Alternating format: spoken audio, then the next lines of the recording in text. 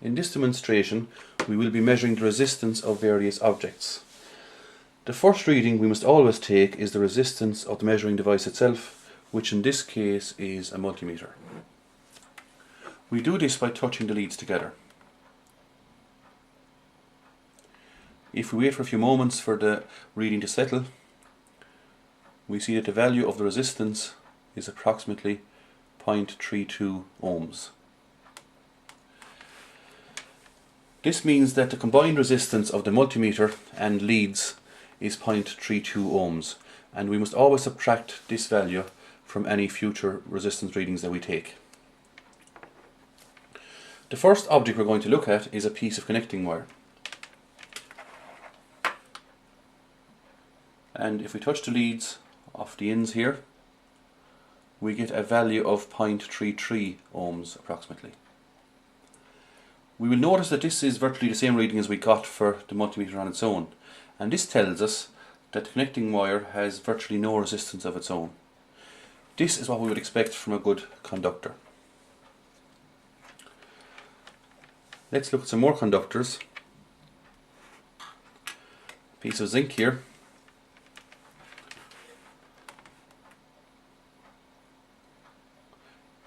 Again, if we wait for the reading to settle and just get a proper connection, we see that the reading is around 0.35 ohms. Again, virtually the same as the reading we got for the multimeter on its own. We'll now take a look at copper.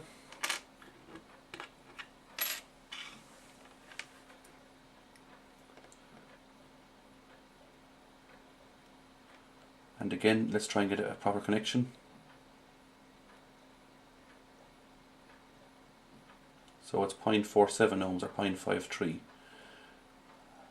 A little bit more difficult to get a good connection here.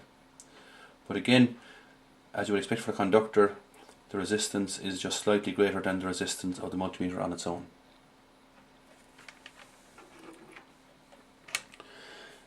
In electronic circuits, we frequently use resistors that have fixed values. And let's take a look at some of these. So here's a resistor. You can see it here. And if we work out the resistance of this,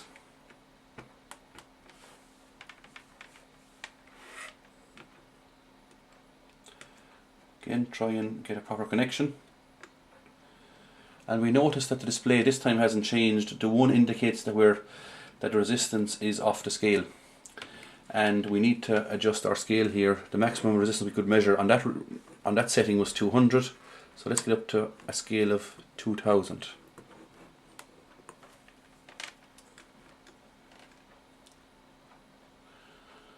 So now we have a reading here, and it tells us that the resistance of this resistor is 0.558 kilo ohms, or approximately 560 ohms.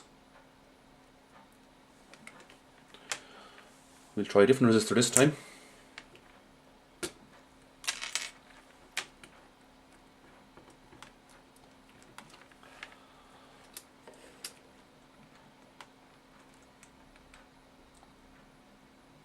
This time the reading is 0.098 kilo ohms. So that means we could probably do with a better scale.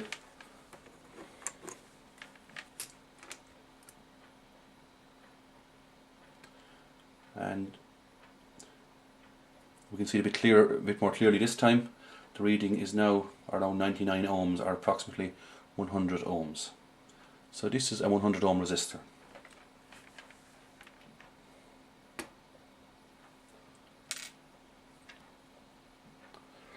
Here is a special type of resistor, and it's called an LDR, or a light dependent resistor, and it can be recognized by the pattern on top here. And the unique feature of an LDR is that its resistance decreases when light shines on it.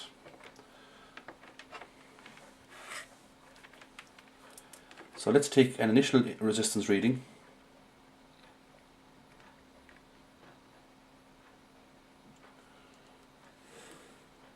Again, we're probably off scale here, so we can get a less sensitive setting.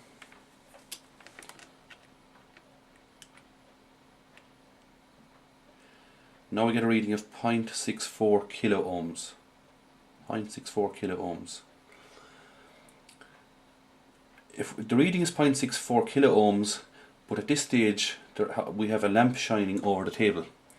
If I now turn off the lamp and just keep this reading in mind, 0.63 kilo ohms, and turn the lamp off and take the reading again, we notice the reading has gone up a lot. It has now gone up to 1.89 or 1.9 kilo ohms. So this proves that for an LDR, if the resistance decreases, the resistance decreases whenever the intensity of the light shining on it increases.